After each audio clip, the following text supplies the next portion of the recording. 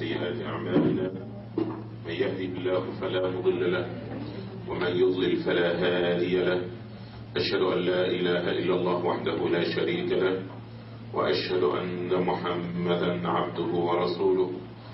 يا أيها الذين آمنوا اتقوا الله حق تقاته ولا تموتن إلا وأنتم مسلمون. يا أيها الناس اتقوا ربكم الذي خلقكم من نفس واحدة وخلق منها زوجها وبث منهما رجالا كثيرا ونساء واتقوا الله الذي تساءلون به والأرحام إن الله كان عليكم رقيبا. يا أيها الذين آمنوا اتقوا الله وقولوا قولا سديدا يصلح لكم أعمالكم ويغفر لكم ذنوبكم ومن يطع الله ورسوله فقد فاز فوزا عظيما. ثم أما بعد فإن أصدق الحديث كلام الله وخير الهدي هدي محمد صلى الله عليه وسلم وشر الأمور محدثاتها فإن كل محدثة بدعة وكل بدعة ضلالة وكل ضلالة في النار وإنما توعدون لآت وما أنتم بمعجزين. Inshallah, in this session we're going to try to be talking about death and our responsibility towards the deceased person, the person who passed away. Before anything, we have to understand that death is a reality.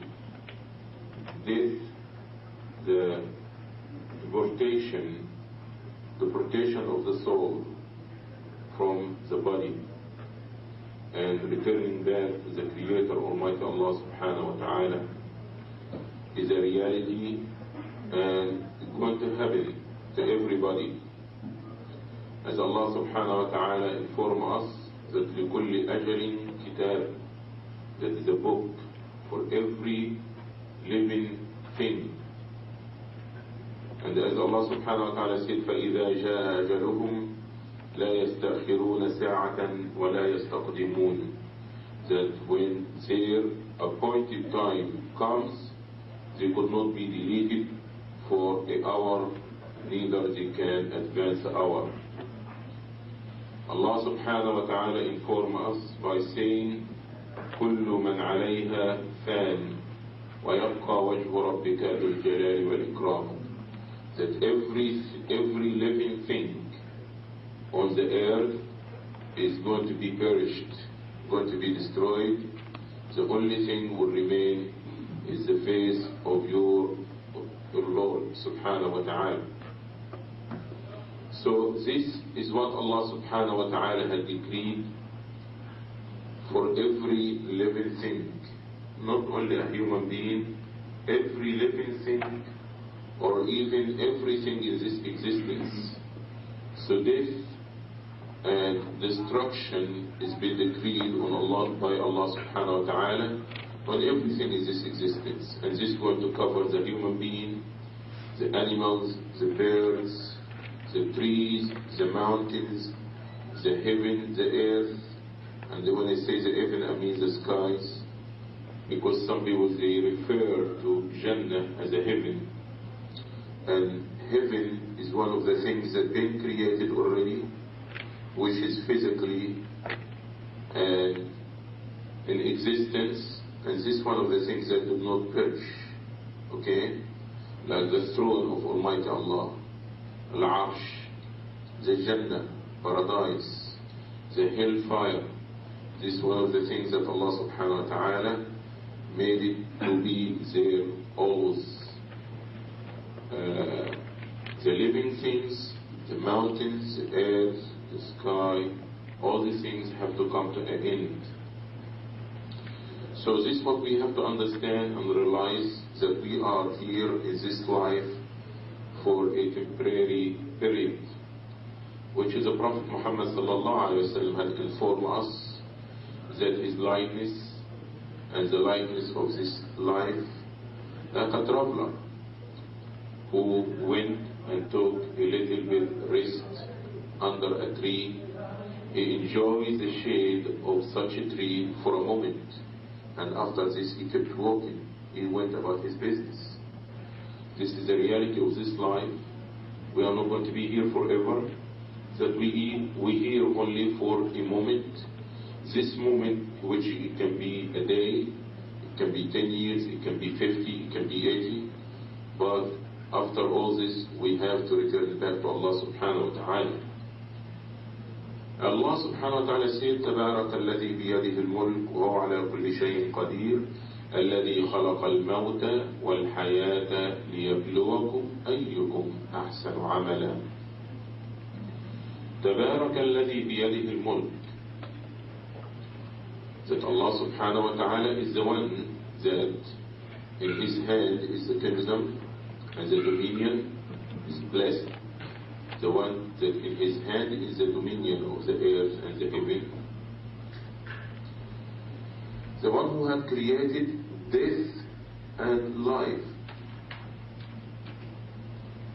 And he created death and life for a purpose, as he said, لِيَبْلُوَكُمْ, that he may test you, which one of you better indeed. Which one is going to act and behave in the best manner.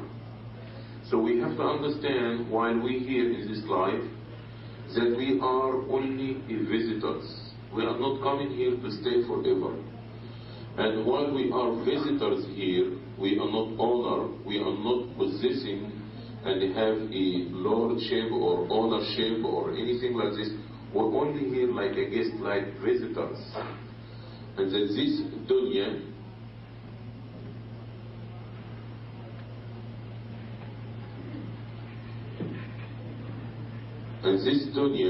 is nothing but a field for you to plan for the hereafter. Will come the time to see the result of your deed. So today, that deed is no reward. Tomorrow will be reward, but no deed. If anybody want to make a deed today, and now is the time to do a good deed. Reward will be later, in the hereafter. But in the hereafter, no deed. You could not make more salah.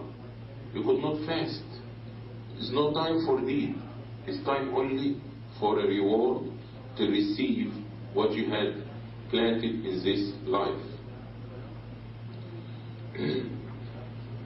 Therefore, that while we here in this life, we have to take advantage of every moment to plan and to prepare for the hereafter. As the Prophet Muhammad sallallahu alaihi wasallam had informed us that we take the advantage of 5 things before other 5 will come and prevail over these other 5. When you are healthy, take advantage of being healthy before you get sick. Because when you're healthy, you can do more good deed. You can go and come back to the masjid. You can fast. You can do a lot to please Allah subhanahu wa ta'ala. So when Allah subhanahu wa ta'ala bless you with the health, do your best and do as much as you can, because will come the time when you're sick, you could not do what you was doing while you was healthy. So Prophet sallallahu alaihi wasallam telling us that we should take advantage of having money before being poor. Because when you have money, this is your time, this is your chance, your opportunity to spend. Give zakah, give a charity, help and assist people. Because when you don't have the money, how you can give zakah? When you don't have money, how you can go to make hajj? When you don't have money, how you can give a charity? You have to take advantage of having this wealth and spend it fi sabilillah. And also, the person have to take advantage of have a leisure time before he get occupied. A person will come a time when you have 3 months vacation from your school, or you have a weekend. Will come another time when you don't have the 3 months, when you don't have a weekend, you're getting busy. Now you're single, later on you're getting married, or you have kids, now you don't have kids. All these things taking more of your time. So you have to take advantage of having leisure time before you get occupied. Also, a Muslim have to take advantage of being alive before you die.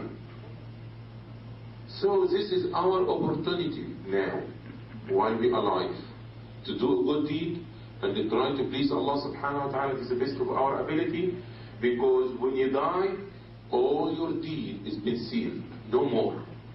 You could not earn any more deed. You could not earn any more good deed.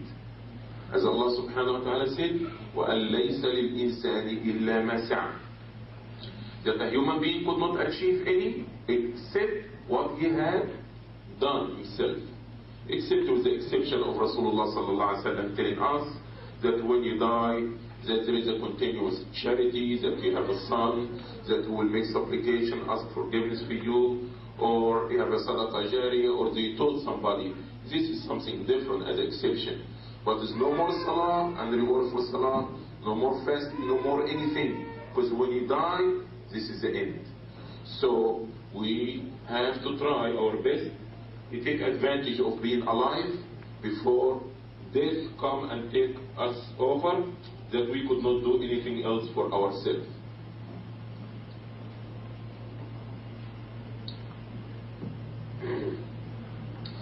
As Allah subhanahu wa ta'ala, now after we realize the reality of death and what we should do before death come and take us over, now how we should act when death happen among ourselves.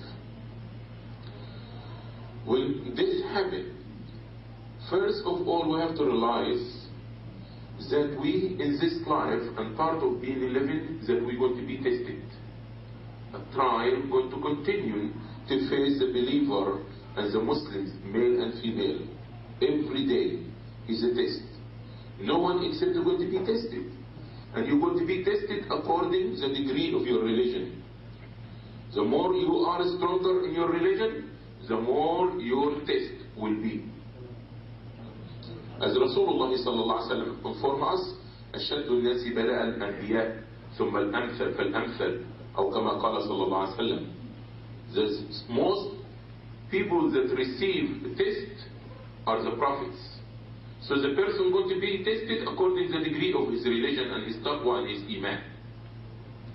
Allah subhanahu wa ta'ala saying, وَلَنَبْلُوَنَّكُمْ بِشَيْءٍ مِنَ الْخَوْفِ وَالْجُوعِ وَنَقْصٍ مِنَ الْأَمْوَالِ وَالْأَنفُسِ وَالثَّمَرَاتِ وَبَشِّرِ الصَّابِرِينَ. So Allah is telling us, even before we come to this life, Allah is telling us about the nature of this life, and He's telling us that we shall be tested.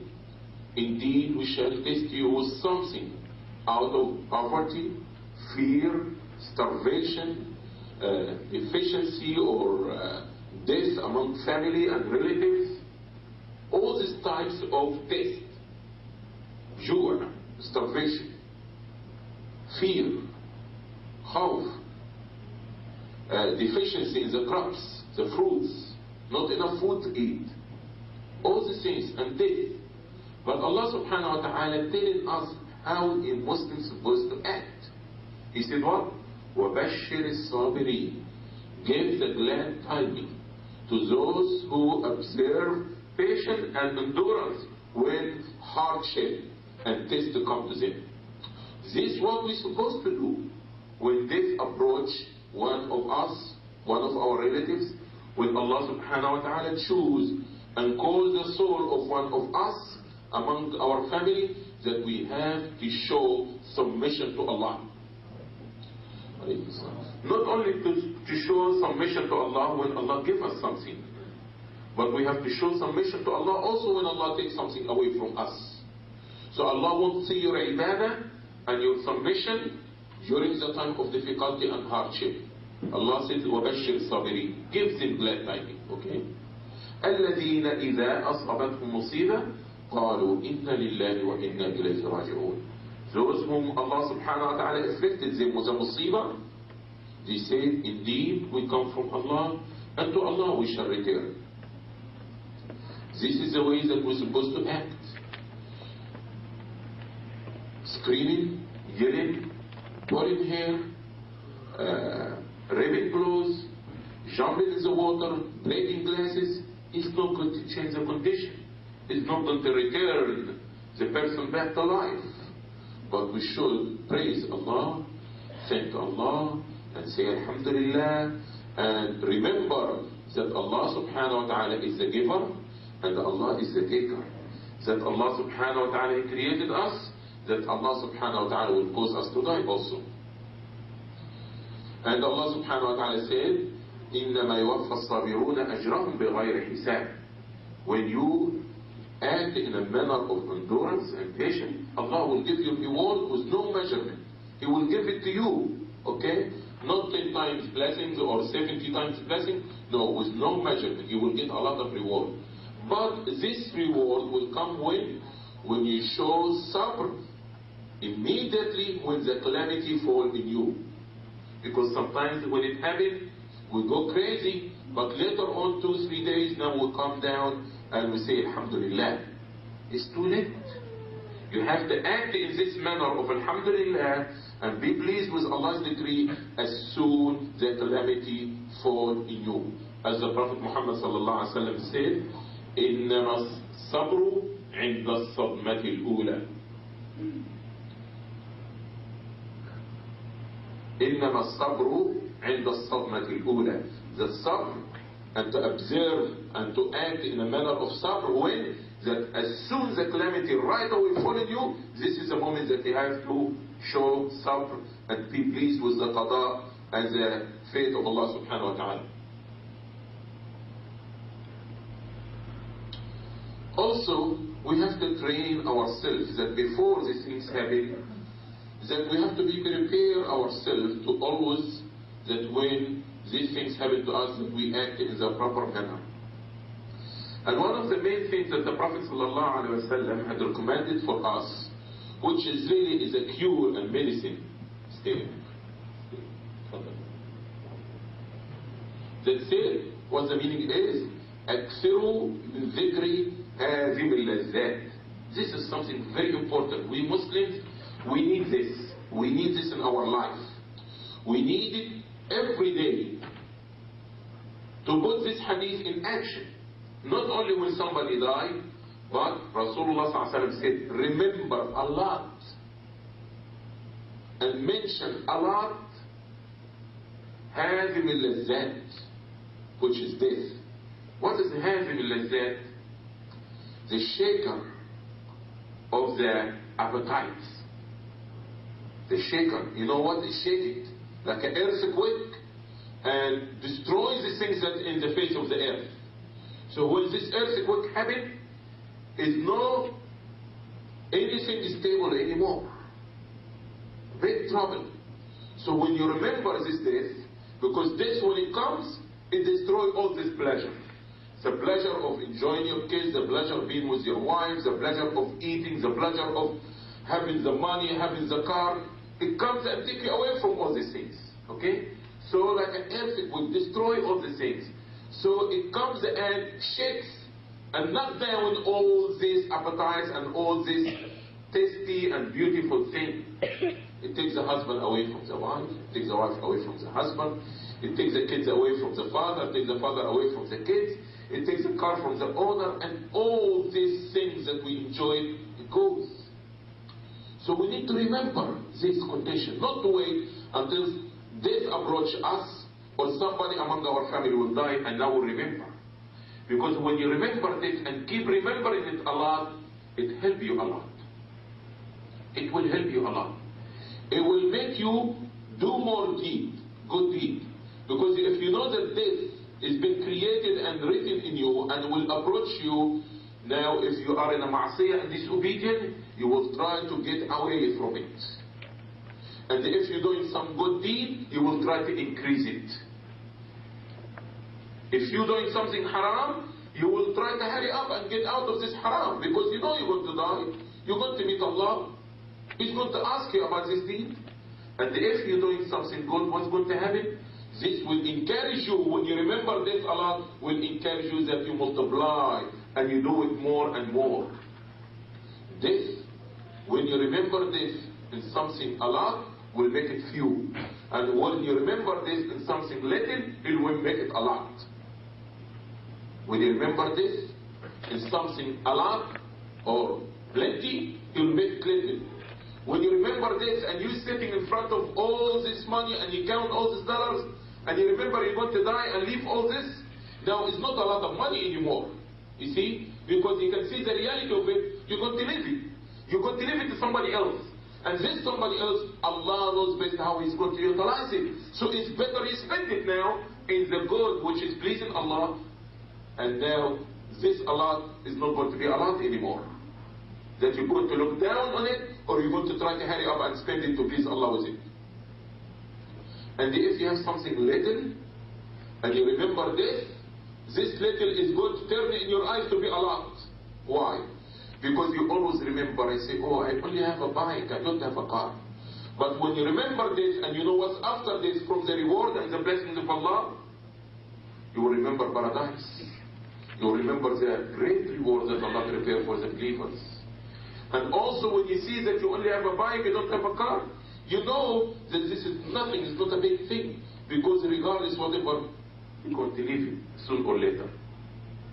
So whenever you remember that death in anything which is plenty, will shrink it and make it small and belittle it in your eyes. And when you remember this while you have something little, you will make it a large. And when you are in difficulty and you remember this will make you feel that this difficulty besides the death and besides the graveyard is nothing. Because this was Rasulullah sallallahu alaihi wasallam telling us that al-qabr, grave, أول منزل من منازل الآخرة, is the first stage for the hereafter. فمن نجا منه فما بعده أيسر منه ومن لم ينجو منه فما بعده أعسر منه أو كما قال صلى الله عليه وسلم. That the grave is the first stage from the stages of the hereafter. This is the beginning of the day of judgment for you.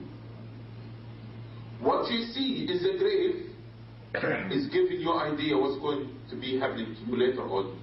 So what you see in the grave is easy, so what after this will be easier. And if you see hardship and difficulty and punishment in the grave, what's happening after the grave will be worse than this. So it is very important, my dear respected brothers and sisters in Islam, that we try always to remember death and what's going to happen to us. Being, you understand, this nice clothes, we are not going to have it. This nice food that we eat, we will not enjoy it after this. And here, after you used to take your own shower, somebody else have to wash you. After you used to dress your own clothes, somebody else have to dress you. After you used to make your own prayer, somebody has to make Janaza prayer in you. After you enjoy to have 2 and 3 and 5 bedroom, now you're going to be, you understand, in a small place. After you have this water bed and this nice mattress, now you are in the dust. Now after you've been with the family and in the company of the kids, now you by yourself. Now after all this life,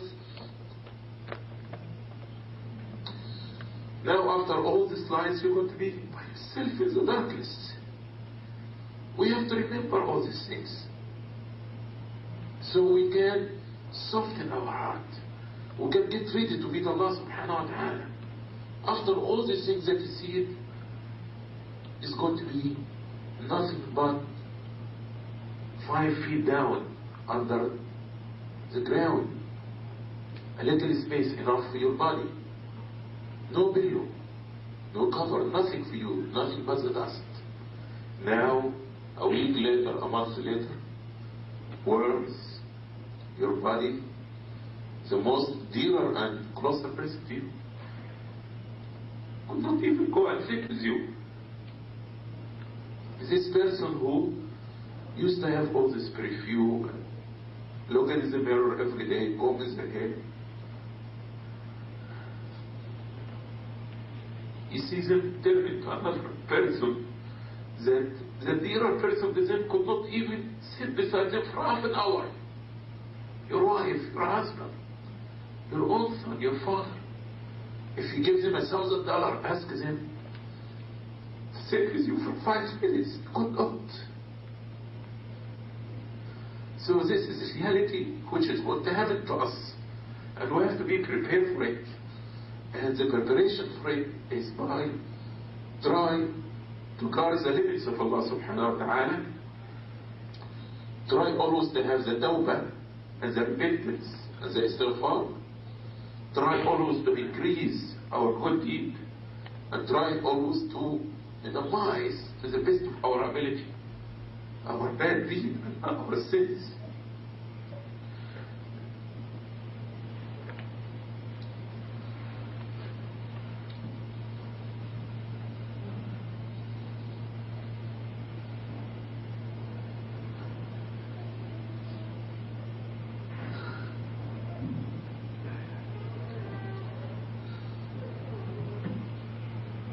When a person comes about a situation called al-ihtidar,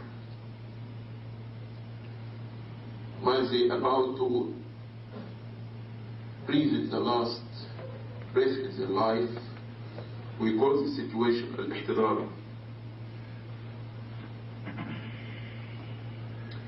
It is very important for the believer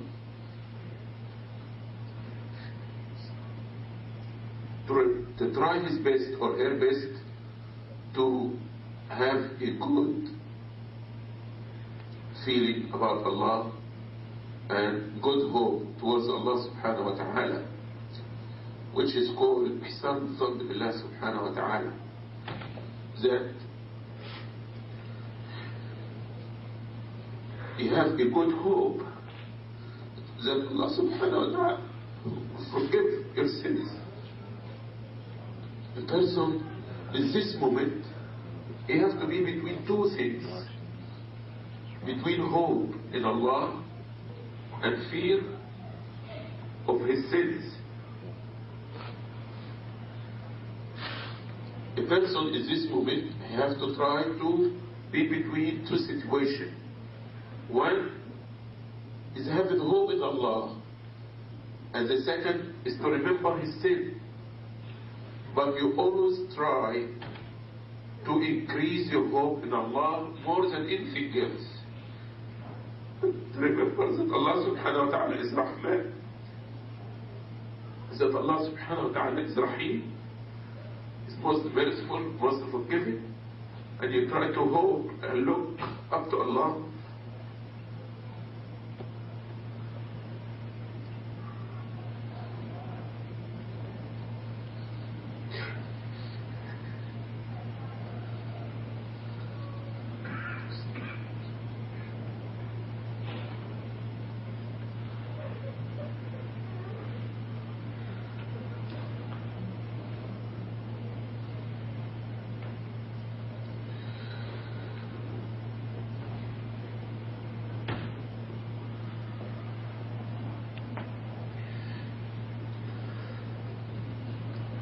And you look towards the hope of Allah, towards Allah subhanahu wa ta'ala to cover your faults and forgive your sins. This is what Rasulullah sallallahu alaihi wasallam had recommended for us, that none of you should die except he have a good hope in Allah subhanahu wa ta'ala.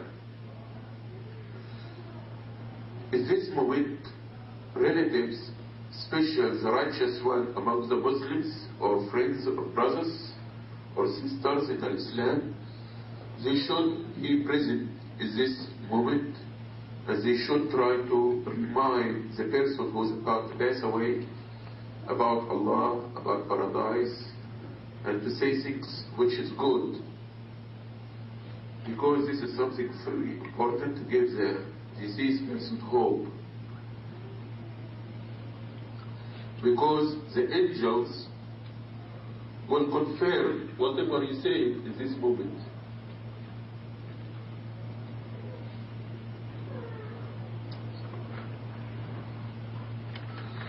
So a person should always say something which is pleasing to Allah in this moment.